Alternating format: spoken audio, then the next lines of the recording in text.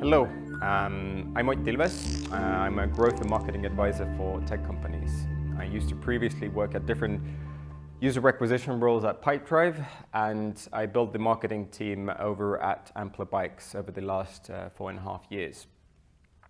So today I'll tell a little bit about how to gain visibility in social media, both through organic and paid channels. And I'd like to start from going through a little bit about why would you do social media marketing in the first place. There are different purposes that you can do social media marketing for. There's building trust for a new company. Let's say you've started a company and no one knows you exist. Now you want to show to people who've searched for a service like yours that you're a real company and that there's real people behind it. There might be demand generation, finding new people within the market and telling them about your service or product. There might be demand capture, people searching for a solution to an existing problem. They're Googling it, or they're looking through social media with keywords, and you pop up. And that can also happen through retargeting. Then there's employer branding, making your company attractive to other potential candidates to work at your company. And then there's promoting different causes, whether they be political causes, social causes, and so forth. So let's start with organic social. What is organic social? Organic social includes all the different activities you can do on social media without using the paid advertising products. That might include writing text posts on LinkedIn and Twitter. It might include doing video organically on Facebook or Instagram. It might be doing stories on Instagram again. All of these different things are basically done without using anything to do with the paid advertising products of the services. And what is paid social then? Well, paid social is what it says it is. It's using the advertising products to gain the reach within those platforms. You're not reliant on the algorithms or the organic reach functions like in the first case, but you're reliant on choosing your targeting, putting some budget behind it, creating the creatives, and pushing your content out there to users. And it can be really powerful because you can choose the demographics, you can choose the interest that the people are interested in, what they're interested in. You can choose people who are similar to your customers through lookalike audiences, or you can use retargeting to target people who've already been to your website. So there's many different ways to use paid social in general and why it's powerful. But before we go into any of those examples, where should you start when considering social media or using social media channels in the first place and choosing which social media channels to use? Well, as with all marketing, you should always start with your customer in mind. Who is your customer? You need to build a persona or an ideal customer profile. You need to learn where they learn. You need to understand where they learn about products like yours. Where do they learn about news? Where do they go for information when they have issues with X, Y, or Z? Whose advice do they value? Do they have people they really like or a respect within their industry or within the a specific segment, if it's a consumer segment, for example? How old are they? Are they men or women? All these demographic questions. So altogether, you need to build a profile of your customer. You need to know their problems and how your product or service or what you're trying to promote actually solves those problems. So again, basic marketing 101, know your customer. And now, number 2 is match the purpose you have for the campaign or what you're trying to do on social media with your customer. In the first phase, you learned about who they are, what they care about, how old they are, and so forth, and what social media channels they're using and how they're using them. Now, in the second phase, you are trying to match the content with a persona. So for example, if you're selling B2B software, it doesn't make sense for you to most likely go out and publish videos on Instagram stories, or maybe it does, but it depends on your customer. Do they actually hang out there, and when do they make the buying decisions to get that B2B software? Instead, it might make a lot more sense to publish organically on LinkedIn and build up a really good really good personal profile within the industry or the segment that you're operating in, so that you become the kind of like trustworthy person there. So that's kind of like why we need to talk about matching the content with the customer and matching the purpose what you do. And the same goes for employer branding. So if you're trying to attract new people to join your company and you're building a campaign, you need to understand where your candidates hang out and where they're most likely to actually read your messages. It doesn't it might not make sense to go to TikTok with your employer branding ads if that's not what your company's brand is about, and it's not where you actually promote your company's job positions. So let's dive into a few examples on a couple of different playbooks on kind of like organic versus paid social. Let's say you have a B2B software. That means business to business. It means usually you have longer sales cycles. It means that there are, you need to build up quite a bit of trust in your product before someone actually buys it.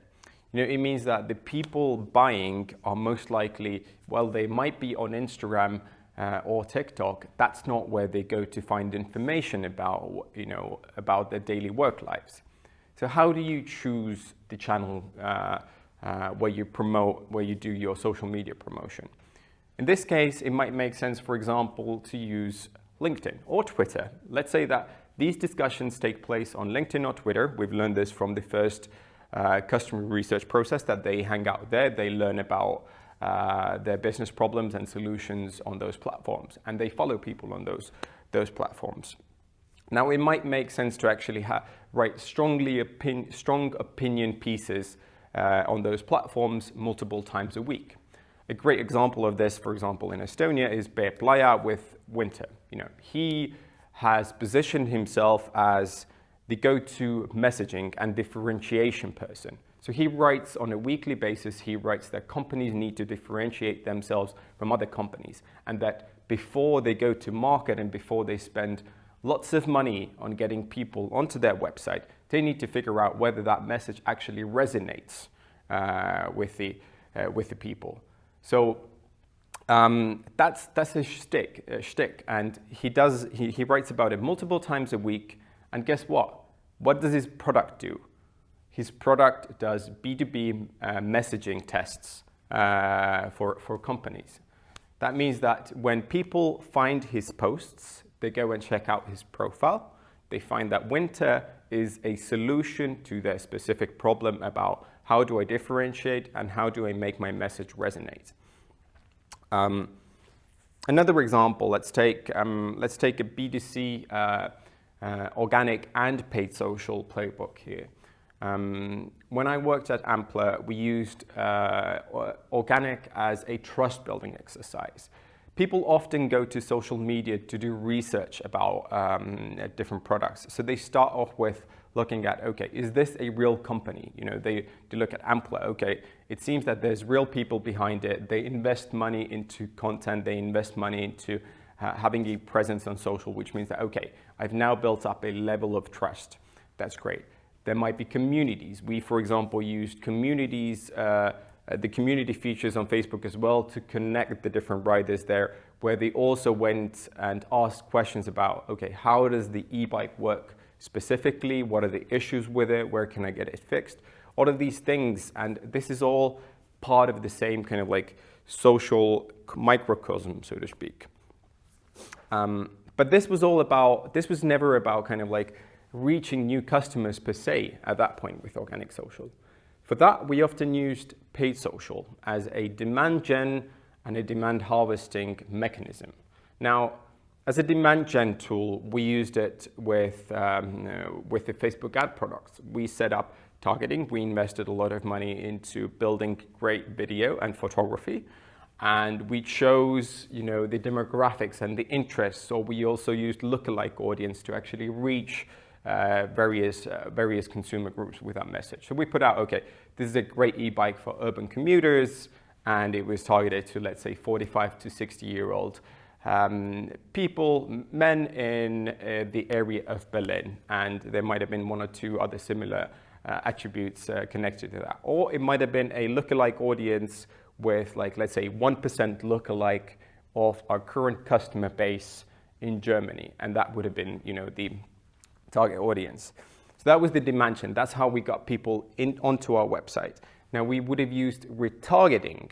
We added a pixel to all these people, we added a small cookie, and we retargeted all these people back when they ended up on Facebook or Instagram or even on other websites actually. And the point of retargeting here is that you can actually reach the people who you've already gotten on your website again and again and again, essentially. That's why it's a powerful tool. You've already gone through the investment of getting the people interested in your products. Now you need to convert them. So you're trying to retarget them to do exactly that.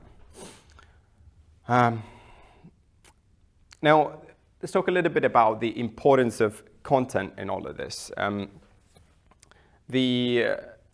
Regardless of which social media tool or channel you use and whether you go through organic or paid, investing in content or like matching the content and investing in the right type of content is incredibly important.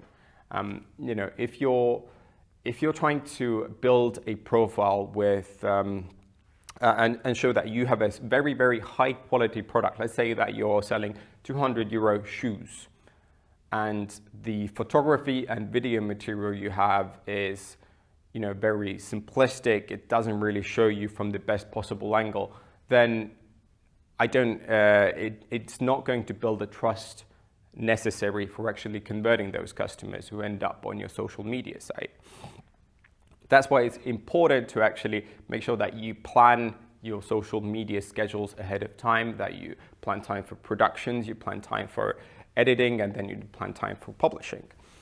And the same goes for good writing. When I talked earlier about writing great opinion pieces on Twitter, on LinkedIn, all of these mean that you need to actually have a unique angle, and you need to be able to convey it very clearly.